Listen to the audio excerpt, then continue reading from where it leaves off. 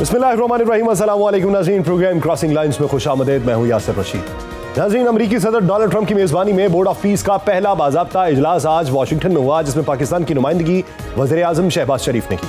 अमन board के इस इजलास में गजा में जंगबंदी के मुआहदे के बाद वहां पायदार अमन और इस्तेहकाम कायम करने और जंगज़दा इलाके की ताबीर नौ पे बात की गई, लेकिन बोर्ड की कानूनी हैसियत, नुमाइंदगी और असल अहदाफ पर अब भी सवालात उठ रहे हैं। अमरीकी सदर पीस बोर्ड को आलमी अमन की बहाली के लिए एक फैसला कुन सिफारती कदम करार दे रहे हैं। उनके मुताबिक रुकन ममालिक ने गजा में तामीर नौ और इंसानी इमदाद के लिए $5 अरब से ज्यादा रकम फराहम करने का वादा किया है, जबकि एक बैनुल-अक़वामी इस्तेहकाम फोर्स और मकामी पुलिस के लिए हजारों एहलकार फराहम करने का इंदिया भी जाहिर किया गया। गजा पीस बोर्ड में अब तक 2 दर्जन से ज्यादा ममालिक शामिल हो चुके हैं, जिनमें पाकिस्तान के अलावा मिस्र, उर्दन, मुत्तहिदा अरब अमारात, इंडोनेशिया, तुर्किया, सऊदी अरब और कतर जैसे अहम मुस्लिम ममालिक भी शामिल हैं। दूसरी जानिब अमरीका के अहम यूरोपीय इत्तेहादी जैसे कि बरतानिया और फ्रांस बोर्ड ऑफ पीस में शामिल नहीं हुए। यूरोपीय यूनियन की खारजा पॉलिसी के सरबराह का जाका लास ने यह कहा है कि यह बोर्ड अक़वाम मुत्तहिदा के अलावा फलस्तीनियों के सामने भी जवाबदेह नहीं है, जिसके बायस यह खदशा भी जाहिर किया गया कि यह बोर्ड अक़वाम मुत्तहिदा की सलामती काउंसिल पर असरअंदाज हो सकता है, जिससे आलमी निज़ाम में ताकत का तवाज़ुन मुतासिर हो सकता है। पाकिस्तान का मौक़िफ़ है कि वह बोर्ड में अक़वाम मुत्तहिदा की सलामती काउंसिल की करारदाद के तहत शामिल हुआ है, जिसका मकसद मुकम्मल जंगबंदी, ताबीर नौ और फलस्तीन के 2 रियासती हल की हिमायत है। पाकिस्तान का आज तज़किरा भी यहाँ पर हुआ कि जिसमें डोनाल्ड ट्रंप की जानिब से पाकिस्तान को सराहा गया और डोनाल्ड ट्रंप की जानिब से 8 जंगों का हवाला दिया गया कि मैंने 8 जंगें रुकवाई हैं, नवी भी मैं जंग रुकवा सकता हूं। और उसमें इब्तदाई तौर पे वो जो तैयारों के गिरने का हवाला दिया करते थे, उसमें इब्तदाई तौर पे 5 तैयारे थे, फिर कभी 6 हुए, फिर 7 हुए, फिर 8 हुए और आज के दिन उन्होंने 11 जेट्स को गिराने का दावा कर दिया। पाकिस्तान उन 8 मुसलमान ममालिक के इत्तेहाद का हिस्सा है जिन्होंने गजा में जंगबंदी के लिए सिफारती कोशिशें की हैं, जिसके बायस ही अमन मुआहिदे की राह हमवार हुई और बोर्ड ऑफ पीस का कयाम उसी अमल का तसलसल करार दिया जा रहा है। बोर्ड ऑफ पीस के तहत एक बैनुल-अक़वामी इस्तेहकाम फोर्स भी कायम की जानी है। अमरीकी वज़ीर ख़ारजा मार्को रूबियो ने दावा किया था कि पाकिस्तान ने इस फोर्स का हिस्सा बनने की पेशकश की, जिसकी पाकिस्तान ने तस्दीक या तरदीद नहीं की। वज़ीर दिफा ख़ाजा आसिफ माजी में ये कह चुके कि पाकिस्तान अक़वाम मुत्तहिदा के अमन मिशन में काम करने का वसी तजुर्बा रखता है, लेकिन किसी भी तायुनाती का इन्हसार वाज़ेह कवायद, ज़वाबित और बैनुल-अक़वामी ज़मानतों पर होगा। गजा अमन बोर्ड अब एक तसव्वुर नहीं रहा, यह अमली तर्ज पे काम शुरू कर चुका है, जिसमें पाकिस्तान और खित्ते के अहम मुसलमान ममालिक की मौजूदगी ने इसे इलाकाई और आलमी सतह पर एक अहम फर्म बना दिया है और इसकी कामयाबी के लिए जरूरी है कि इसमें तमाम फरीकैन और खास तौर पे फलस्तीन की नुमाइंदगी हो। इसी मंजरनामे में बात करने के लिए हमें ज्वाइन किया है बानी American for Trump Sajid Tarar साहब ने। तारड़ साहब, बहुत शुक्रिया आपके वक्त का। तारड़ साहब, बोर्ड ऑफ पीस का आज पहला इजलास था, बाकायदा तौर पे आप उसकी इनॉग्रेशन सेरेमनी कह लें। क्या आप ये समझते हैं कि ये एक बैनुल-अक़वामी प्लेटफॉर्म की हैसियत इख्तियार कर चुका है और ये भी समझते हैं कि ये अक़वाम मुत्तहिदा के दायरे इख्तियार से बाहर होगा? सबसे पहले तो प्रेसिडेंट ट्रंप साहब की डेवोस की स्पीच और उसके बाद हमारे सेक्रेटरी ऑफ स्टेट जो मार्को रूबियो हैं, उन्होंने अगले दिन स्पीच म्यूनिख में दी है। ये दोनों तकारीर सुनने के लायक हैं। उसकी वजह यह है कि उन्होंने इसमें अपने तहफ़्फ़ुज़ात का इजहार किया है कि किस तरीके से जो 1945 में after the second world war जो ऑर्गेनाइजेशंस बनाई गई थी वो किस तरीके से गैर फाल हो चुकी हैं। तो दर हकीकत अंडर दीज सर्कमस्टेंसेस और फिर उसके बाद जो सोने पे सुहागा ये था कि पिछले 12 साल अमेरिका की वीक फॉरेन पॉलिसी का 4 ममालिक ने खुल के फायदा उठाया, जिसमें इजराइल, भारत, रशिया और चाइना था।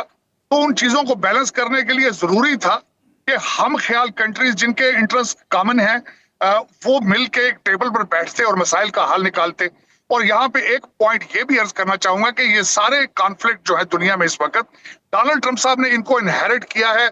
इनके पहले दौर के अंदर एक भी कॉन्फ्लिक्ट स्टार्ट नहीं हुआ, तो इसके लिए जरूरी था कि चंद हम ख्याल कंट्रीज इकट्ठे हों और एक ऐसा प्लेटफॉर्म जो है उसको ज्वाइन करें ताकि मुश्तरका मुफादात को प्रोटेक्ट किया जा सके। तो मेरे ख्याल में ये जो बोर्ड ऑफ पीस का इनाग्रल इवेंट है बड़ा इंपॉर्टेंट है, जिसमें एक बहुत काबिल फख्र बात है कि हमारे पाकिस्तान के प्राइम मिनिस्टर जो है वो उसमें हिस्सा लेंगे और अपने पाकिस्तान का जो इंटरेस्ट है उसको प्रोटेक्ट करेंगे और अपना हिस्सा डालेंगे।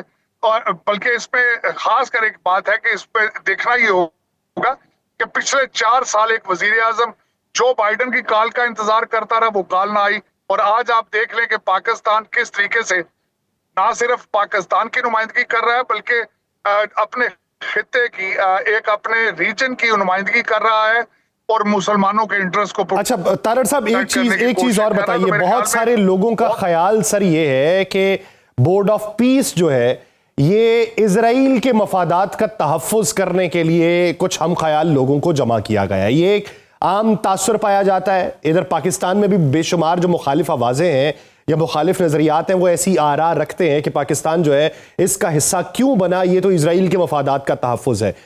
ये कैसे इलेबोरेट किया जा सकता है कि इजराइल एक अलग एंटिटी है, बोर्ड ऑफ पीस एक अलग मंजरनामा है और वहां पे तहफ़्फ़ुज़ इजराइल को नहीं गजा को मिलेगा या उसके मुहर्रिकात कुछ और होंगे? देखिए, इसमें जिन लोगों की तरफ आप इशारा कर रहे हैं उन्होंने तो तनकीद प्राय तनकीद करनी है। उन्हीं में से कुछ लोग ये कहते हैं कि शायद बीबी नेतन्याहू के साथ इस टेबल पे बैठेंगे तो शायद पाकिस्तान इजराइल को रिकॉग्नाइज करने जा रहा है। हालांकि मैं इसको कंडेम करूंगा। इस पे अपना पॉइंट ये बताना चाहूंगा कि पाकिस्तान तो यूनाइटेड नेशंस में भी बैठता है, वहां भी इजराइल बैठता है, लेकिन जिन लोगों की तरफ आपका इशारा है उनका इंटरेस्ट पाकिस्तान के इंटरेस्ट के साथ अलाइंड नहीं है। वो आपके दुश्मनों से उनकी प्रॉक्सीज बन चुके हैं, अपनी लाइनें वहां से लेते हैं, फॉलो करते हैं, आपके दुश्मनों के मीडिया चैनल्स पे जाते हैं, टीटीपी से मदद मांगते हैं, तालिबान से मदद मांगते हैं। तो मेरा ख्याल है उन लोगों को जिनकी तरफ आपका इशारा है उन पे तवज्जो देना इस वक्त जरूरी मैं नहीं समझता। जब आपने देखा है कि किस तरीके से जब यूक्रेन की वार शुरू हुई तो मौसूफ मास्को में बैठे थे, उसके बाद आप देखें कि किस तरीके से तुर्की और इंडोनेशिया, मलेशिया सबके साथ उन्होंने रिलेशनशिप खत्म किए, एक डीप आइसोलेशन में चले गए और मुवक्कलात के जरिए अपने 4 साल 5 साल गुजारते रहे। तो मेरा ख्याल वो मैं उन लोगों को रेलिवेंट ही नहीं समझता कि उनकी ओपिनियन के ऊपर तवज्जो दी जाए। बल्कि मैं एक थोड़ा सा ये बात बल्कि अर्ज करना चाहूंगा कि आपने पहले कहा है कि शायद कुछ लोग ये समझते हैं कि यूनाइटेड नेशंस का मुतबादल है, लेकिन मेरे ख्याल में ये यूनाइटेड नेशंस के एक चार्टर के अंडर ही ये मुलाकातें हो रही हैं और उसमें सबसे बड़ी बात यह है कि जो वीटो की पावर यूनाइटेड नेशंस में है उसके तहत आप देख लें ना गजा का कोई हल निकला, ना कश्मीर का हल निकला और भी किसी कॉन्फ्लिक्ट का हल उस प्लेटफॉर्म से आज तक नहीं निकल पाया। अच्छा तारड़ साहब, ये बताइए कि बूट्स ऑन ग्राउंड के हवाले से बेशुमार बातें होती हैं। पाकिस्तान बारहा ये वाजे कर चुका, दफ्तर खारजा का आज का भी बयान यही है कि हमास को गैर मुसल्लह करने के लिए हम तो तैयार नहीं होंगे, हम तो इसकी सरे से मुखालिफत करते हैं। तो फिर मुस्तकबिल के अंदर जाके इसका मंजरनामा क्या वजह होगा? वो फौज वहां पर उतारी जाएगी जो मुख्तलिफ ममालिक के मजमूए के तौर पर होगी, हजारों जिसके एहलकार होंगे, उनका काम फिर क्या होगा? इजराइलियों से तहफ़्फ़ुज़ रखना गजा के लोगों का, या फिर गजा के अंदर मज़ाहमती जो उनसर हैं उनको डिसआर्म करना? देखिए, इसमें मैं 3 पॉइंट्स आपके सामने रखना चाहूंगा।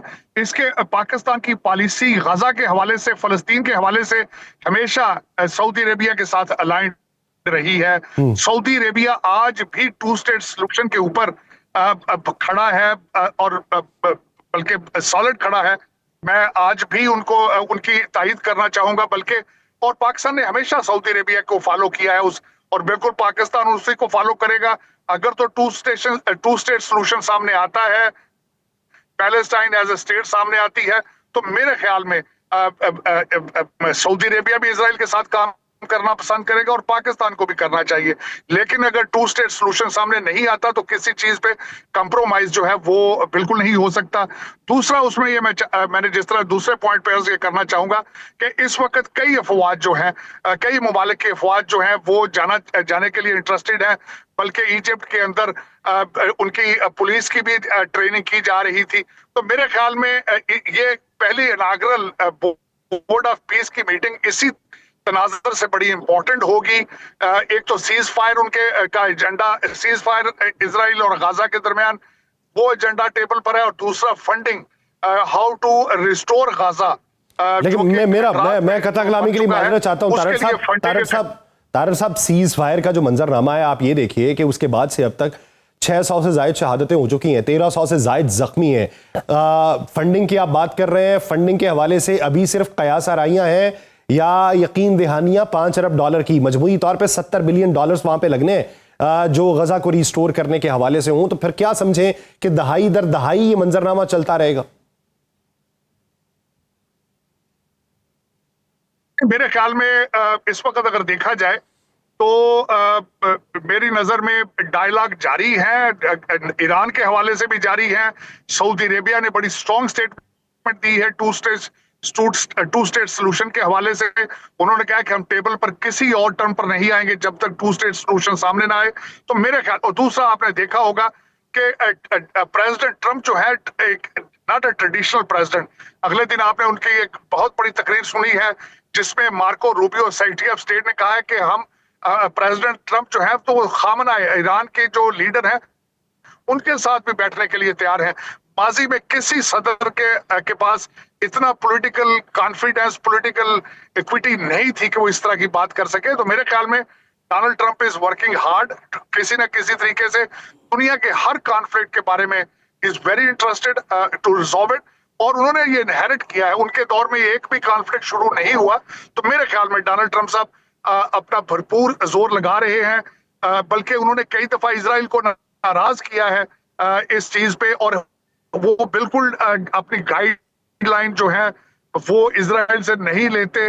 मेरे ख्याल में Donald Trump is the only president, last president में भी जहां हम सोच सकते हैं कि पैलेस्टीन के बारे में या पीस के बारे में बात हो सकती है इजराइल और गाजा। अच्छा, आप मेरा एक आखिरी सवाल तारड़ साहब, आप समझते हैं कि वेस्ट बैंक के ऊपर जो वहां पे रजिस्ट्रेशन का अमल शुरू किया गया जिसकी मजम्मत पाकिस्तान समेत 8 इस्लामी ममालिक ने की बशमूल सऊदी अरब के, बोर्ड ऑफ पीस के अंदर ये मामला भी उठ सकता है और वहां पे ये जो मजम्मत है इसी की बुनियाद के ऊपर इजराइल को रोका जा सकता है? पीस की एक तो इनाग्रल जो मीटिंग हो रही है इसमें ना सिर्फ जो ममालिक जो इसके मेंबर हैं उनकी गुडविल स्टेक पर है, बल्कि प्रेसिडेंट ट्रंप की गुडविल भी स्टेक पर है। डोनाल्ड ट्रंप साहब को भी कुछ ना कुछ डिलीवर करना होगा, वरना दुनिया देख रही है कि उसके बगैर अगर इसमें जो मेन ऑब्जेक्टिव था वो गाजा है। अगर बोर्ड ऑफ पीस गाजा का सलूशन नहीं निकाल सकता तो फिर पीस के लिए दुनिया एतबार नहीं करेगी। तो मेरे ख्याल में it's a very serious discussion. Pakistan के लिए एक बड़ी काबिल फख्र बात है कि वो इस बोर्ड का हिस्सा है। It's a matter of pride, और पाकिस्तान बिलखसूस जो एक नया बारका हक के बाद एक नया रीजनल लीडर बन के उभरा है, मेरे ख्याल में रिमार्केबल है। पाकिस्तान की आज defence military diplomacy is working in from every aspect रिगार्डर।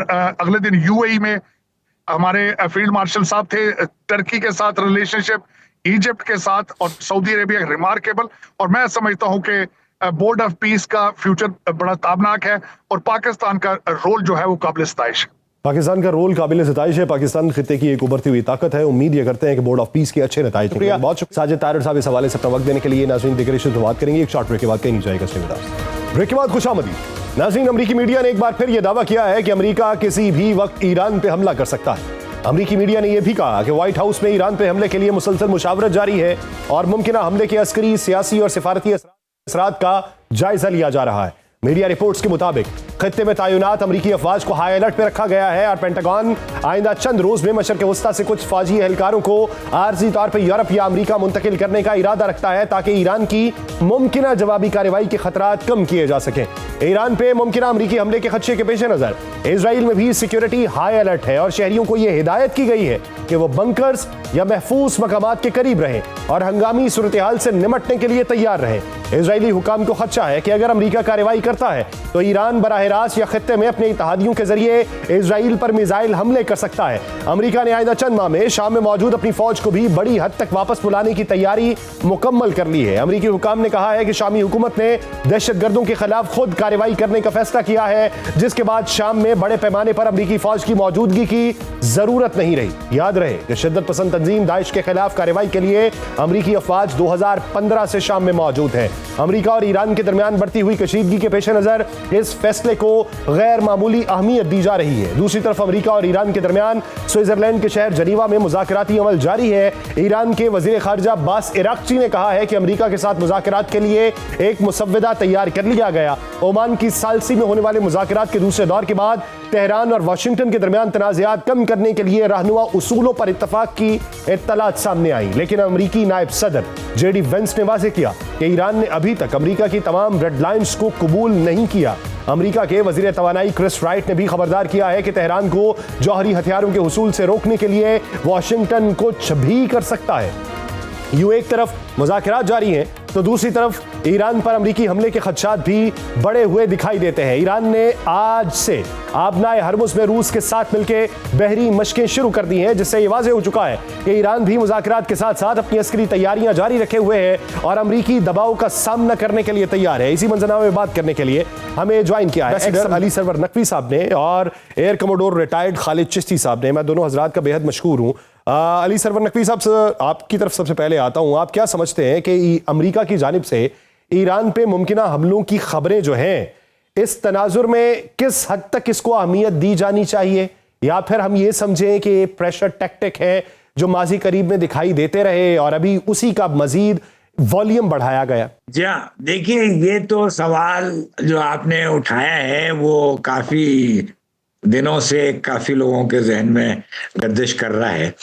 अभी सदर ट्रंप ने जो बोर्ड ऑफ पीस की मीटिंग से खिताब किया है, उसमें उन्होंने कहा है कि ईरान के साथ भी अमन कायम हो जाएगा और बहुत ही एक किस्म का मुफाहमती बयान उन्होंने इसके बारे में दिया। तो ये बिल्कुल आप सही कह रहे हैं, कोई पता नहीं है कि अमेरिका क्या करना चाह रहा है। यानी वहां पे तो पूरी तैयारी उसने कर रखी है और उसका प्रचार भी कर रहा है कि वो ईरान पे हमला करेगा। एक एयरक्राफ्ट कैरियर पहले गया, एसएस लिंकन, उसके बाद यूएसएस जेरल्ड फोर्ड, एक और एयरक्राफ्ट कैरियर वहां पे भेजा, एक और जंगी बेड़ा। तो ये बेड़े दोनों वहां मौजूद हैं। उसके अलावा उसने अपने बेसिस में तैयारी कर रखी है। अपने अमरीकी शहरियों को वो हटा रहा है, वो उनको यूरोप में मुंतकिल कर रहा है।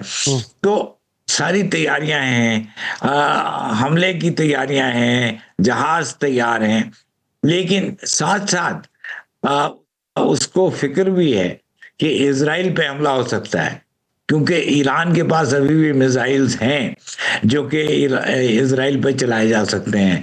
हाइपरसोनिक मिसाइल्स भी हैं, उसके पास बैलिस्टिक मिसाइल्स भी हैं।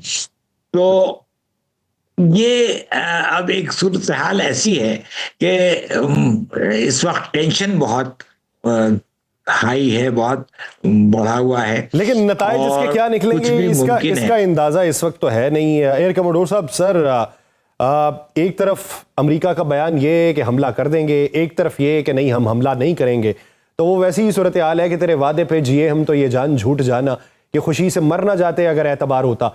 तो ये करना क्या है? एक तो 250 माइल के करीब है, दूसरा रास्ते के अंदर है, हफ्तों तक पहुंचेगा यहाँ पे बहरी बेड़ा, उधर से जो है इनखला का अमल भी शुरू हो चुका हुआ है। तो पीछे मकासद क्या दिखाई देते हैं? जी बहुत शुक्रिया यार साहब, आपने इनवाइट किया। देखिए, बिल्कुल एम्बेसडर साहब ने बड़ी अच्छी बात कही कि ये तो किसी को भी शायद एग्जैक्ट मालूम नहीं कि अमेरिका करना क्या चाहता है और खास तौर पर अमेरिकन प्रेसिडेंट क्या करना चाहते हैं। देखिए, ओवर 1 ईयर जो हमने इनकी हुकूमत देखी है, ये इनसिक्योरिटी को, अनश्योरिटी को, एक सस्पेंस को, एक अनसर्टेनिटी को बुनियादी तौर पर American president as a weapon of strategy या वेपन ऑफ वॉर के तौर पे यूज करते हैं। यानी ये दूसरे मुल्कों को या दूसरी फोर्सेस को जो इनके खिलाफ होते हैं, उनको ये अश्योर करवा देते हैं कि जो मैं करने जा रहा हूं ये किसी वक्त भी हो सकता है। It's not a matter of chance, it's a matter of time. आप देखें, वेनेजुएला का उन्होंने कर दिखाया। बेग्राम बेस भूल चुके हैं वो, क्या मैंने बेग्राम बेस पर भी थ्रेट किया था। ग्रीनलैंड पर भी आपने देखा वो ऑलमोस्ट थोड़ा सा पीछे हट चुके हैं जब नेटो का रवैया इस तरह का हुआ। तो वो अनसर्टेनिटी को वो बुनियादी तौर पर मैं कहना चाह रहा हूं कि वेपन ऑफ वॉर भी या वेपन ऑफ डिप्लोमेसी भी और वेपन ऑफ स्ट्रैटेजी भी यूज करते हैं। जब ये इस तरह की पोस्टरिंग हो रही थी या हो रही है अभी भी, हम ये देखते हैं कि अमेरिका के पास 11 टोटल बहरी बेड़े हैं और उन्होंने अब्राहम लिंकन को क्यों रश करवाया, सबसे ज्यादा क्या रेलेवेंस थी इसकी, नंबर 1 वो देख लेते हैं, बेहतर समझ पाएंगे। इन्होंने ये एक डिग्री ऑफ एश्योरेंस कराई है, हालांकि ये सबसे बड़ा एयरक्राफ्ट कैरियर नहीं है। एयरक्राफ्ट कैरियर सबसे बड़ा जॉर्ज फोर्ड है जो वेनेजुएला में डिप्लॉयड था और उसने वेनेजुएला को घेरा हुआ था। वो सबसे बड़ा बहरी बेड़ा है जिसको अब ये मूव किया गया वहां से एक बार। सबसे बड़ा बेड़ा ना होने के बावजूद अब्राहम लिंकन को क्यों मूव किया गया, वो मैं एक्सप्लेन कर देता हूं। और मैं अपनी डॉक्यूमेंट्री में ये कह चुका हूं, अपने यूट्यूब पर भी ये, और सॉरी फॉर रेपिटेशन अगर आपके व्यूअर्स ने वो बात वहां सुनी हो, लेकिन आपका सवाल स्पेसिफिक है तो मैं उस पर अर्ज करता हूं। देखिए, ये जो अब्राहम लिंकन है, इसके दो एडवांटेजेस हैं अमेरिका को, जिससे वो ईरान को मरूब करना चाहते हैं। एडवांटेजेस क्या हैं? एक तो इसने जो ह्यूतीज हैं जिन्होंने मिसाइल्स फायर किए थे कुछ साल पहले, तो यही बहरे बेड़ा इसी पर्शियन गल्फ में मौजूद था, इसने कुछ मिसाइल उनके इंटरसेप्ट किए थे। तो यानी इन अ वे इनको हुतीज के खिलाफ, जो हुतीज के डायरेक्टली क्योंकि ईरान की सपोर्ट थी, तो उनको एक एडवांटेज है कि साइकोलॉजिकली इसने वो मिसाइल भी इंटरसेप्ट किए हुए हैं, या वॉर प्रूवन या बैटल टेस्टेड इनका ये aircraft carrier. That is number one. इसको दूसरे लाने की वजह यही थी, ईरान को स्पेसिफिकली बताना कि इस बहरी बेड़े पर वाहिद है जिस पर F-35C जहाज भी, जो समंदर की वर्जन है उड़ाने के लिए, 10 जहाज वो भी मौजूद है जो स्टेल्थ है 5 जनरेशन। उनको बुलाने का या इसको डिप्लॉय करने का मकसद था कि ईरान को एक डिग्री ऑफ एश्योरेंस कराई जाए कि ये अटैक आना नहीं है या आ नहीं सकता, ये तो ऑलमोस्ट आ गया है। जब आप इस तरह का सिनेरियो क्रिएट करते हैं ईरान जैसे मुल्क के खिलाफ, जिसकी इकोनॉमी जाहिर है बड़ी चैम्बल्स में है, जिसकी पॉलिटिकल इंस्टेबिलिटी अभी रिसेंटली हमने देखी, तो उसको ये कॉन्फिडेंस चेक करना होता है और विल टू फाइट को हिट करना होता है बुनियादी तौर पर, कि अगर आप ये या तो मान जाएं या आप जो हम पनिशमेंट आपको देंगे वो बर्दाश्त नहीं कर पाएंगे।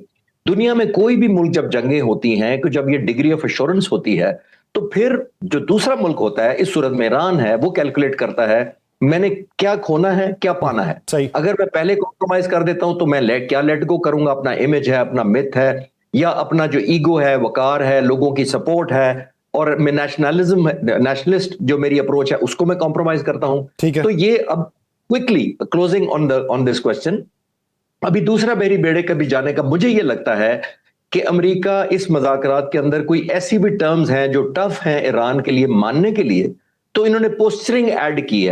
नकवी साहब, अगर आप देखें 12 रोज़ा जंग से पहले की सूरत हाल, उस वक्त खत्ते के जो ममालिक थे उनके तासुरात क्या थे, लेकिन अब की बार हमें ये देखने को मिला कि UAE, Qatar, Oman, Bahrain, Saudi Arabia, उनके बाकायदा तौर पे बयानात आए कि हम अपनी एयर स्पेस या अपनी हुदूद इस्तेमाल करने की इजाज़त नहीं देंगे। अब की बार खत्ते के दीगर ममालिक का ये जो बदला हुआ रवैया था, उसके पीछे की वजह क्या देखते हैं? ये मेरा ख्याल है कि अब एहसास खत्ते के सारे ममालिक को हो गया है, और उसमें अमूमन हमारे अरब भाई हैं जो जिनके मुल्क इसमें इन्वॉल्व हैं, तो उनको ये एहसास हो गया है कि इजराइल अगर ईरान पे हमला करता है और अमेरिका अगर इजराइल पे हमला करता है, तो दोनों सूरत में खत्ते के लिए बहुत नुकसानदेह होगा। और ईरानी जो कौम की जो एक डिटर्मिनेशन है, जो उनका अज़्म है, वो ऐसा है कि वो तो बिल्कुल जान देने को तैयार होंगे, और वो फिक्र नहीं करेंगे कि उसका नतीजा क्या होता है। वो अपने दिफा के लिए पूरी कोशिश करेंगे। तो ये जो कॉन्फ्रंटेशन जिसको अंग्रेजी में कहते हैं, ये कॉन्फ्रंटेशन ऐसी है कि ये इलाके के जो बाकी ममालिक हैं वो नहीं चाहते हैं, इसलिए उन्होंने अपने एयर स्पेस का जिक्र किया है और ऐलान किया है कि वो अपनी एयर स्पेस, अपने हवाई हुदूद को पामाल नहीं होने देंगे। तो एक तो ये है। दूसरे, अमेरिका की जो अज़्म भी अपनी जगह है, और उसके पीछे है इजराइल को ईरान से जो खतरा महसूस होता है, वो एक नफ्सियाती खतरा, psychologically they are paranoid about Iran, और वो इस वजह से वो चाहते हैं कि अमेरिका को किसी तरह उकसा के ये ईरान पे हमला करा दिया जाए। तो और ईरान अगर कोई वीक स्पॉट है, एक्यूलिस हील जो कि कहा जाता है कि वो इजराइल है अमेरिका के कॉन्टेक्स्ट में। इजराइल को ईरान अकेला मुल्क है दुनिया में जो कि इजराइल को हमला कर सकता है, इजराइल को खतरा पोज कर सकता है। तो वो इसलिए कि अगर वो मिसाइल चलाते हैं तो इजराइल के हाँ उनकी आबादी डायरेक्टली अफेक्ट होगी, और वो आबादी ऐसी है जो कि इस किस्म की मुश्किल को बर्दाश्त नहीं कर सकती है। ठीक मैं खालिद चिश्ती साहब की भी इसी पे टेक ले लूं। खालिद चिश्ती साहब, सर आप क्या समझते हैं कि अब की बार ईरान की स्ट्रेटजी के अंदर तब्दीली क्या थी कि खित्ते के खलीजी ममालिक बिलखुसूस जो थे वो इसके अंदर क्यों कूदे हैं, मुसालिहतकारी के अंदर आए हैं, और वो 12 रोजा जंग के उन्होंने जो नताइज देखे उससे क्या सबक हासिल किया है, या ईरान ने उन्हें खुफिया पैगामात क्या पहुंचाए हैं कि वो बीच में उतरे और सुलह सफाई करने के चक्कर में पड़े हुए हैं? देखिए यह सब बुनियादी तौर पर जितने नेबरिंग मुल्क हैं यहाँ पे तकरीबन 19 एयरबेस हैं। बहरीन में है, कतर में है, सऊदीया में है, और सब नेबरहुड मुल्क में इराक में भी है। तो ये मुल्कों में जो एयर बेसेस हैं, ये जब ये ईरान अपने आप को जाहिर है जब इनसिक्योर महसूस करेगा, अमेरिका हमला कर देगा, नंबर 1। दूसरी बात यह है कि इन मुल्कों के जो नेबर मुल्क हैं और मोस्टली मुसलमान मुल्क हैं, इनके डोमेस्टिक प्रेशर बहुत बिल्ड हो जाएगा इनके ऊपर। इनकी हुकूमतों के ऊपर यह प्रेशर आ जाएगा कि इनका किया धरा कुछ भी नहीं है, लेकिन इनसिक्योरिटी या डिफेंस क्यों नहीं हम कर पा रहे ईरान के खिलाफ, क्योंकि अगर ये मुल्क हिट बैक करते हैं तो वो डायरेक्ट कन्फ्रंटेशन में आ जाएंगे। अगर वो हिट बैक नहीं करते ये अरब मुल्क जो है खास तौर पर, तो उनको इंटरनल प्रेशर का सामना करना पड़ेगा। तो मेरा ख्याल है ये जो फ्रेंडली मुल्क, जो मुसलमान मुल्क जो भी सराउंडिंग है चाहे ईरान के हैं, वो इस डिलेमा में है, नंबर 1। और मिस्टर नकवी ने बिल्कुल ठीक कहा कि अगर आप जून का मार्का देखें जो दोनों मुल्कों के दरमियान हुआ, इजराइल के दरमियान और ईरान के दरमियान, तो मैं as a student of strategy air par कहूंगा कि उसमें इजराइल की मिथ टूटी है, ना कि इजराइल की मिथ टूटी है। ईरान का तो मुझे पहले ही आइडिया था कि उनका एयर डिफेंस कोई नहीं है खास, कोई बहुत सारे वेपन सिस्टम, खास तौर पर एयरक्राफ्ट इनके पास कोई पोटेंट नहीं है, तो वो हमला हो सकता है, स्पेशली अगर जॉर्डन या इराक या दूसरे मुल्क अपनी एयर स्पेस इस्तेमाल करने दें। तो ये रिजल्ट बड़ा ऑब्वियस था जो जून में हुआ। अब आपका सवाल कि अब क्या किया है ईरान में, मेरे नॉलेज के मुताबिक, और मैंने अपनी डॉक्यूमेंट्री में ये कहा, अगेन मैं रिपीट कर रहा हूं कि बुनियादी तौर पर 7 महीनों में ईरान ने मैसिव स्पेंडिंग की है असले के ऊपर, खास तौर पर ड्रोन्स पर और सरफेस टू एयर मिसाइल्स पर। और एक वजह जो पिछले महीने हालात खराब हुए थे डोमेस्टिक, एक वजह यह भी थी कि इतनी मैसिव जब स्पेंडिंग हुई डिफेंस पर, तो जाहिर है ईरान के लोगों की जो लाइफ थी वो हार्डशिप बहुत ज्यादा उनको फेस करनी पड़ी। ये उसमें एक कंट्रीब्यूशन ये 7 महीनों की स्पेंडिंग भी थी जो इन्होंने असले इकट्ठे किए हैं। अमेरिका का एक सबसे बड़ा डिलेमा इस वक्त यही है कि अमेरिका के पास उस तरह की इंटेलिजेंस इंफॉर्मेशन या डाटा नहीं है जो पीरियोडिकली जून 2025 से पहले बहुत कॉम्प्रिहेंसिव था। उनको अभी तक ये नहीं मालूम ऑथेंटिसिटी से कि ईरान ने क्या कुछ हासिल किया है, ये कौन से एरियाज में सरप्राइज कर सकता है, कौन से वेपन्स हैं जिनको वो इस्तेमाल करेगा।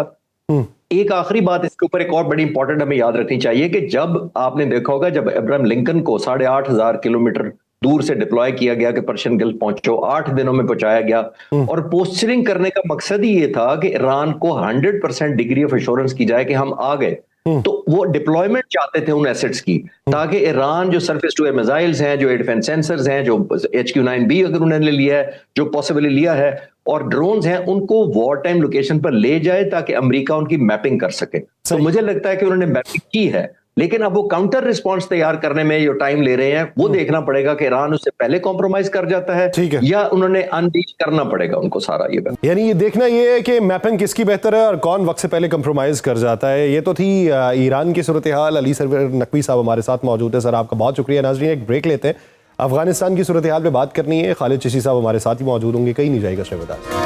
Welcome back. नाज़रीन गुज़श्ता बरस अक्टूबर में पाकिस्तान और अफगानिस्तान के दरमियान होने वाली झड़पों के बाद से पाकिस्तान बारहा अफगानिस्तान की तालिबान हुकूमत से कलअदम तहरीक तालिबान पाकिस्तान और दीगर दहशतगर्द गिरोहों के खिलाफ कार्रवाई का मुतालबा कर चुका है। वज़ीर दिफा ख्वाजा आसिफ ने गैर मुल्की मीडिया को दिए गए एक हालिया इंटरव्यू में 2 टोक अल्फाज में कहा कि काबुल की जानिब से अगर क़याम अमन की कोई ठोस जमानत ना दी गई तो पाकिस्तान नई फजाई कार्रवाई करने में हिचकिचाहट महसूस नहीं करेगा। उन्होंने यह भी कहा कि पाकिस्तान में होने वाले हालिया दहशतगर्द हमले दरअसल एक प्रॉक्सी जंग का हिस्सा है जिसमें काबुल में बरसर इक़्तिदार तालिबान हुकूमत और भारत की मुबैना मिली भगत शामिल है और पाकिस्तान अपनी सरजमीन के तहफ़्फ़ुज़ के लिए हर ज़रूरी कदम उठाने का हक महफूज रखता है। पाकिस्तानी हुकूमत बारहा ये कह चुकी कि अफगानिस्तान की सरजमीन पर कलअदम TTP की पनाहगाहें खत्म कर दी जाएं। वरना खित्ते में कशीदगी मजीद बढ़ सकती है। अफगानिस्तान की दाखिली सूरत हाल ने भी अफगान तालिबान को बुरी तरह से हुक्मरानी करने के अमल में बेनकाब कर दिया है। अक़वाम मुत्तहिदा के वर्ल्ड फूड प्रोग्राम ने खबरदार किया है कि अफगानिस्तान इस वक्त बदतरीन ग़िज़ाई बहरान का सामना कर रहा है। इदारे के मुताबिक मुल्क की तकरीबन 2/3 आबादी शदीद ग़िज़ाई किल्लत का शिकार है, जो अब तक की रिकॉर्ड की गई सबसे बुलंद शरह है। अंदाजों के मुताबिक 40 लाख बच्चों की जिंदगियां खतरे में है, जिन्हें मुनासिब खुराक और तिब्बी सहूलियात हासिल नहीं है। 4 दहाइयों पर मुहित जंग और अदम इस्तेहकाम की वजह से अफगानिस्तान की मईशत पहले ही मुश्किलात का शिकार थी, लेकिन 2021 में जब अफगान तालिबान इक़्तिदार में आए तो बराह रास्त गैर मुल्की इमदाद का सिलसिला अचानक रुक गया, जिसकी वजह से सूरत हाल नुमाया तौर पर बिगड़ी। लाखों अफराद रोजगार से महरूम हुए और गुर्बत की शरह में नुमाया इजाफा हुआ। गिरती हुई मईशत, शदीद खुश्कसाली और 2025 के आखिर में आने वाले 2 तबाहकुन ज़लज़लों ने बुनियादी ढांचे को मजीद नुकसान पहुंचाया। इसके साथ साथ पाकिस्तान और ईरान से तकरीबन 35 लाख अफगान मुहाजिरीन की वापसी ने भी वसाइल पर दबाव बढ़ा दिया है। वापस आने वाले खानदानों के लिए ना रोजगार मौजूद है, ना मुनासिब रिहाइश और ना ही खुराक की यकीनी फराहमी। ऐसे में जब आलमी इमदाद महदूद हो चुकी है तो मुल्क की देही और शहरी इलाकों में इंसानी बहरान शिद्दत इख्तियार करता जा रहा है। यूं एक तरफ अफगान तालिबान फरसूदा कवानीन नाफिज कर रहे हैं तो दूसरी तरफ मुआशी बदहाली, बेरोजगारी और भूख ने आम अफगान शहरी की जिंदगी मजीद मुश्किल बना दी है। इसी पस मंजर में वजीर दिफा ख्वाजा आसिफ का हालिया बयान एक वाज़ेह इशारा है कि पाकिस्तान से मजीद रियायत की उम्मीद न की जाए। अब फैसला काबुल को करना है कि वो खित्ते में जिम्मेदार रियासत का किरदार अदा करता है या कशीदगी को बढ़ने देता है। इसी बात करने के लिए हमारे साथ अली सरवर नकवी साहब और एयर कमोडोर रिटायर्ड खालिद चेशी साहब मौजूद हैं। नकवी साहब, सर आप क्या समझते हैं कि बारहा पाकिस्तान ने अफगान तालिबान से कलअदम टीटीपी और दीगर दहशतगर्द गिरोहों के खिलाफ कार्रवाई करने की बातें की, लेकिन अफगान तालिबान इस हवाले से ना तो संजीदा दिखाई दिए, ना अमली इकदाम किए, ना ही पसे पर्दा कोई चीज हो सकी। उसकी वजूहात में आप बड़ी वजह क्या शुमार करते हैं?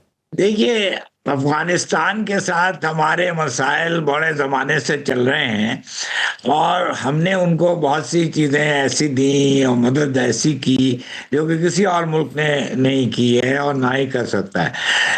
हमने उनके महाजरीन को अपने यहाँ बना दी और 40 लाख महाजरीन 4 मिलियन 4 लाख नहीं 40 लाख महाजरीन हमारे यहाँ रहे।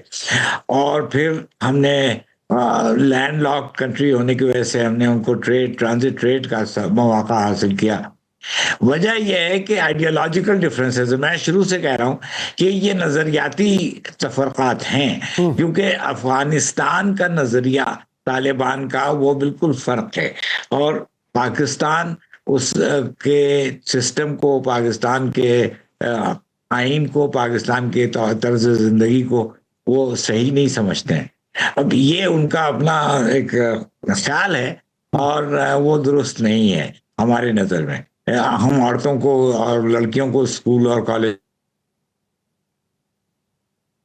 यानी हमारे यहाँ कवानीन मुख्तलिफ है, अखलाकियात के मायार मुख्तलिफ है और उनके नजरियात मुख्तलिफ है। खालिद चेशी साहब, सर आप बुनियादी तौर पे नतीजा क्या अखज़ करते हैं कि एक तरफ अपनी बरामदात उसको तबाह बर्बाद कर लिया, अंदरूनी तौर पे अनारकी फैला ली, अंदरूनी तौर पे धड़ों में बट गए और जो है गुड गवर्नेंस के ऊपर काबू ना रख पाए। सोच इनके पीछे क्या है? उन्हें क्या नताइज दिखाई देते हैं? ये कौन सी उम्मीद उन्हें दिखाई देती है कि खित्ते के दीगर ममालिक से अपने रवाबित काटते चले जा रहे हैं, अंदरूनी तौर पर गैर मुस्तहकम सूरत हाल का सामना करते चले जा रहे हैं? यासिर, देखिए, बुनियादी तौर पर जब भी 2 कन्फ्रंटेशन मुल्कों के दरमियान होती है, दोनों मुल्क अपना अपना ज़ाहिर प्रेशर यूज करते हैं जो जिसके पास लीवरेज होता है। और खुशकिस्मती अफगानिस्तान की ये है कि पाकिस्तान ने कभी अपने पूरे लीवरेज को यूज नहीं किया था। ट्रेडिशनली जब भी हमारे ताल्लुकात खराब हुए हैं या टेंशन हुई है बॉर्डर पर या किसी और दहशतगर्दी की वजह से, तो आपने नोट किया हम 2 ही तरीके इस्तेमाल करते थे उनके मुताल्लिक या उनके बारे में। एक, हम पुश बैक करते थे इलीगल इमिग्रेंट्स को जो वहां से आए हैं, और दूसरा हम ट्रेड बंद कर देते थे। लेकिन हिस्ट्री गवाह है कि 2016 से पहले तो हम कोई रिकग्निशन भी नहीं थी इस तरह के ट्रेड की। तकरीबन 20 से 30 हजार गाड़ियां रोजाना ट्रेवल करती थी जब ये ट्रेड बंद नहीं हुआ था। आमतौर पर जब हम इस तरह के ट्रेड बंद करते हैं और बॉर्डर पे पुश बैक करना चाहते हैं और इलीगल इमिग्रेंट्स को हम जायज बात कर रहे होते हैं। पहली दफा हमने चंद महीने पहले जो very limited, well calculated, precise और फोकस जो स्ट्राइक्स की थी उनपे, वो एक मैसेज था और वो बुनियादी तौर पर, जिसको मैं लफ्ज यूज करता हूं अक्सर, कि प्रोहिबिटिव कॉस्ट को बढ़ाना था। जो पहले जो थे अफगानिस्तान की हुकूमत, चाहे तालिबान हो या कोई और, या अशरफ गनी या किसी तरह की, हम ये सिर्फ टूल यूज करते थे पुशबैक करने का इलीगल इमिग्रेंट्स को और बॉर्डर बंद करने का, और बड़ा शॉर्ट लिव्ड होता था वो आमतौर पर ये एक्शन, यानी चंद हफ्ते में नेगोशिएशन हो जाती थी, वो कॉम्प्रोमाइज करते थे और एश्योरेंस देते थे, चाहे वो गलत या सही बाद में मटेरियलाइज होती थी नहीं तो बॉर्डर दोबारा खुल जाते थे। ठीक है, ये इस दफा हमने सस्टेन्ड ऑपरेशन किया है। सस्टेन मतलब है बॉर्डर बंद करने का और इलीगल इमिग्रेंट को पुश बैक करने का, और फिर भी लिमिटेड स्ट्राइक किया। लेकिन प्राइस जो हमने इंपोज की थी, मैं आपको कंफर्म कर सकता हूं अपने सोर्सेज से कि बहुत ही वेल मेजर्ड था। ऑलमोस्ट 5 to 10% सिर्फ टारगेट हिट किए गए थे, जिनके हमारे एक्सेस में भी थे, जिनके बारे में 100% डाटा था, बट क्योंकि हम एस्केलेट नहीं करना चाहते थे, और दूसरा हम अफगानिस्तान के लोगों को मैसेज नहीं देना चाहते थे कि हम आपके खिलाफ ऑपरेशन कर रहे हैं, हम रजीम के खिलाफ करना चाहते थे, तो अब उनके इफेक्ट नजर आना शुरू हुए। इतने अरसे में ये इफेक्ट फौरी तौर पर आने भी नहीं थे। एक और एलिमेंट ऐड हुआ हमारे मुतालिक इसी में, इंडिया ने शायद बहुत ज्यादा फॉल्स जिसको वादे कर लिए कि हम आपको सपोर्ट कर देंगे, पाकिस्तान के साथ आंखें दिखाएं, कन्फ्रंटेशन करें, बॉर्डर पे टेंशन रखें, हम मौजूद हैं आपको सपोर्ट करने के लिए, सप्लीमेंट करने के लिए। चाबहार में ऑलमोस्ट उनका खत्म हो गया काम, उधर से जो सपोर्ट जा सकती थी ईरान, वो कम या मिनिमाइज हो गई। तो अब अफगानिस्तान की हुकूमत को, जिसको कहते हैं ना हिट नजर आ रही है या पिंच फील होना शुरू हुआ है अफगानिस्तान के लोगों को, क्योंकि टेम्परेरी आप रिलीफ दे सकते हैं अपने मुल्कों को इंपोर्ट करके, नॉर्थ साइड से जो मुल्क के सेंट्रल एशियन, वहां से थोड़ा बहुत बिजनेस करके, पाकिस्तान से ट्रेड किए बगैर या यहां से इससे ज्यादा इकोनॉमिकल, इससे ज्यादा शॉर्टेस्ट, इससे ज्यादा लीस्ट एक्सपेंसिव कहीं से ट्रेड उनको मिलेगा ही नहीं। तो आई थिंक उनकी मजबूरी है, अभी भी हाई टाइम है कि वो कॉम्प्रोमाइज करें, और डिफेंस मिनिस्टर ने बिल्कुल ठीक कहा कि अब बॉल उनके कोर्ट में है, उन्होंने चॉइस करना है। हम अगर आइंदा करेंगे भी कोई हिट बैक, तो मेरा नहीं ख्याल हम एक्साइटिंगली करते हैं। ईस्टर्न की बॉर्डर की तरफ तो हमने एक्साइटिंगली इसलिए किया कि हम उसके लिए तैयार होते हैं, हमारा डिजाइन होता है, हमारे वॉर गोल्स होते हैं, हमारा वॉर प्लान का हिस्सा है। अफगानिस्तान की तरफ जब हम करते हैं तो बहुत मजबूरी के तहत करते हैं, और एक प्रोहिबिटिव कॉस्ट जब बिल्कुल लाजिम हो गई, जब हमने सैकड़ों की तादाद में जनाजे उठाए पिछले साल, तो मजबूरी हो गई थी, को हिट बैक करना जरूरी था। तो आई होप एंड प्रे कि अफगानिस्तान की हुकूमत अभी भी एक गुड सच पर वेट करे, अभी भी रियलाइज करें कि एक टाइम आएगा कि शायद उनके अपने लोग ही उनको उठा के बाहर फेंके, क्योंकि इकोनॉमिक जो हार्डशिप होती है वो एक लिमिट तक लोग बर्दाश्त करते हैं, उसके बाद नहीं वो बर्दाश्त करते। ठीक, नकवी साहब, सर आप क्या समझते हैं कि इस वक्त जो प्रेशर है, ग़िज़ाई बहरान का प्रेशर है, बैड गवर्नेंस का एक प्रेशर है, और साथ वाले ममालिक के साथ ताल्लुकात बेहतर नहीं है, क्या ये घुटने टेकने पर मजबूर करेंगे ये अफगान हुकूमत को, या फिर आप ये समझते हैं कि भूख तहजीब के आदाब भुला देती है, वो और तरीके से रिटेलिएट करेंगे? देखिए, अंग्रेजी में कहते हैं कैरेट एंड स्टिक। हमने वो दोनों अप्रोचेस अख्तियार किए, और अब हम स्टिक वाला अप्रोच अख्तियार कर रहे हैं, और इससे उनको परेशानी है और वहाँ के लोगों को बहुत मुश्किल आ रही है। तो मैं समझता हूँ कि ट्रम्प तालिबान जो है वो इस चीज को एहसास उनको होने लगा होगा कि पाकिस्तान से बिगाड़ कर उनको नुकसान बहुत है। अच्छा, अगर वो एहसास नहीं होता है और वो पाकिस्तान के खिलाफ खुदा खास्ता कोई जारियत करते हैं, तो उनको बहुत मुश्किल आएगी। ये वक्त एक आना था, और मैं समझता हूँ ये अब आ गया है कि अब कोई शोडाउन होना चाहिए, क्योंकि बहुत अरसे हमने कोशिश की कि हम इनसे बिगाड़ के ना करें, हम मिला के रहें और इनके साथ अपने ताल्लुकात उस्तवार करते जाएं। लेकिन तालिबान, जैसा मैंने कहा, इनका नजरियाती तफरका है पाकिस्तान से, और ये एक शोडाउन होना था और अब हो रहा है, और मेरा नहीं ख्याल कि अफगानिस्तान इसमें कामयाब हो सकेगा या हमसे बर्तरी हासिल कर सकेगा। अच्छा चिश्ती साहब, आप क्या समझते हैं कि जिस तरह डिफेंस मिनिस्टर ये कहते हैं कि जब तक हमें जमानत नहीं मिलती काबुल से, तब तक कुछ भी हो सकता है, और शिद्दत पसंद कार्रवाइयों में टीटीपी जो है उसको अफगानिस्तान से हिमायत हासिल है, और फिर वो ये भी कहते हैं कि पाकिस्तान में दहशतगर्द हमले प्रॉक्सी जंग का हिस्सा है, तो भारत के साथ भी हमारी जंग हो सकती है, तो क्या ये ऊंट किसी करवट बैठता दिखाई देता है? यानी आप क्या समझते हैं कि कौन सा मंजरनामा होगा कि जिसके बाद आपको ये लगता है कि अफगान हुकूमत घुटने टेक देगी, या अफगान हुकूमत मुफाहमत का रास्ता इख्तियार कर लेगी, अपने नजरियात तब्दील कर लेगी? यासिर साहब देखिए, अफगानिस्तान में जो जी मैं नकवी साहब, मैं जरा खालिद चिश्ती साहब की टेक ले लूं, फिर आपकी तरफ आता हूं। जी चिश्ती साहब। जी यासिर साहब, देखिए अफगानिस्तान में जो इस वक्त हुकूमत है तहरीक तालिबान अफगानिस्तान की जो है, बुनियादी तौर पर उन्होंने सारा कंट्रोल जो है वो एक फिजिकल स्ट्रेंथ या फिजिकल फोर्स के जरिए कैप्चर किया है, उसको सस्टेन किया है, उसको मेंटेन किया है। यानी वो दूसरे लफ्जों में शायद उनको यही समझ है कि जब आप किसी से बातचीत करते हैं तो फोर्स ही एक लैंग्वेज होती है। ठीक है। आप ये देखिए कि जब से वो हुकूमत में आए हैं उन्होंने स्टेट की तरह तो बिहेव नहीं किया। स्टेट कैसे बिहेव करती है? स्टेट ऐसे बिहेव करती है कि वो इंटरनेशनल कमिटी ऑफ नेशंस में रहने के असूल की पासदारी करती है, वो नेबरहुड का ख्याल करती है, वो बायलैटरल टाइज का एक रिस्पेक्ट करती है, वो ट्रेड में विन विन सिचुएशन ढूंढती है और इंश्योर करती है कि वो लिव एंड लेट लिव वाली पॉलिसी, वो तो हम यहाँ देख नहीं रहे, क्योंकि उनका जो एग्रेशन है या फोर्स, यूज ऑफ फोर्स है, वही उनको वो समझते हैं कि हमारी एक स्ट्रेंथ भी है। लेकिन वो बाज दफा पाकिस्तान जैसे मुल्क के खिलाफ अगर वही फॉर्मूला लगाएं तो ये बैकफायर करता है, क्योंकि ये हम एक और जत्था नहीं है, हम एक और गैंग ऑफ, जिसको कहते हैं ना आर्म्ड गनमैन नहीं है, ये रेगुलर आर्म फोर्सेस हैं, ये इसकी एक regular respected globally known Pakistan army है, पाकिस्तान एयरफोर्स है, पाकिस्तान नेवी है। तो आई थिंक उन्होंने मिसकैलकुलेट किया।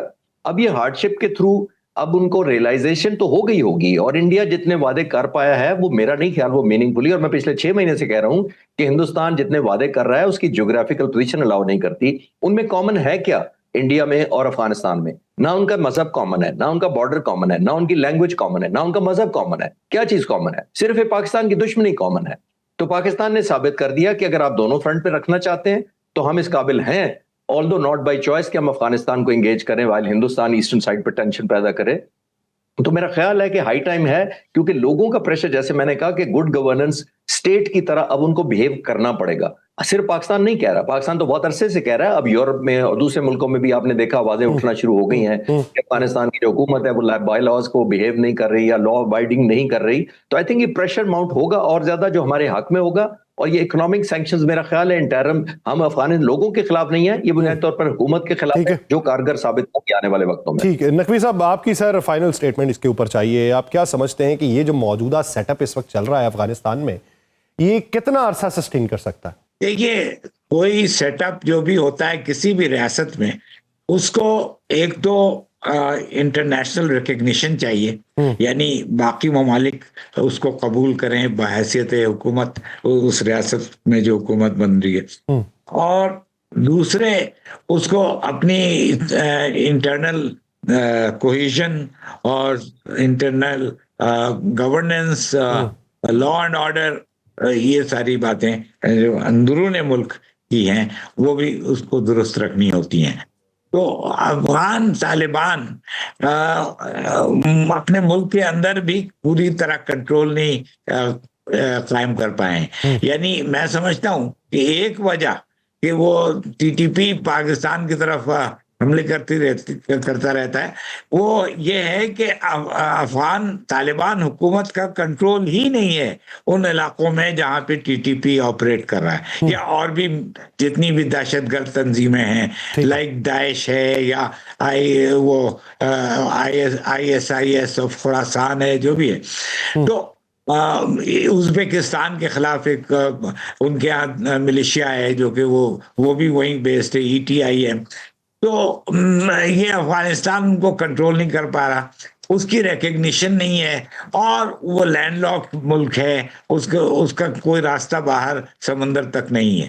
तो मेरा ख्याल है अफगानिस्तान का कंटिन्यू करना बहुत मुश्किल है, अनलेस अगर वो सिर्फ उस वक्त तक मुमकिन हो सकेगा जब वो पाकिस्तान से मुफाहमत करें। जब तक पाकिस्तान के साथ बेहतर ताल्लुकात कायम नहीं होते तब तक ये सेटअप जो है चलता हुआ दिखाई नहीं देता, ना बैनुल-अक़वामी कबूलियत मिलेगी, ना अंदरूनी इस्तेहकाम आएगा। बहुत शुक्रिया अली सरवर नकवी साहब, air commodore retired, Khalid Chishti साहब, इस हवाले से अपना वक्त देने के लिए। नाज़रीन, प्रोग्राम का वक्त खत्म हुआ चाहता है, मुझे दीजिए इजाज़त, आपसे मुलाकात होगी पीर के रोज़। अपना बहुत सा ख्याल रखिएगा, अल्लाह निगहबान।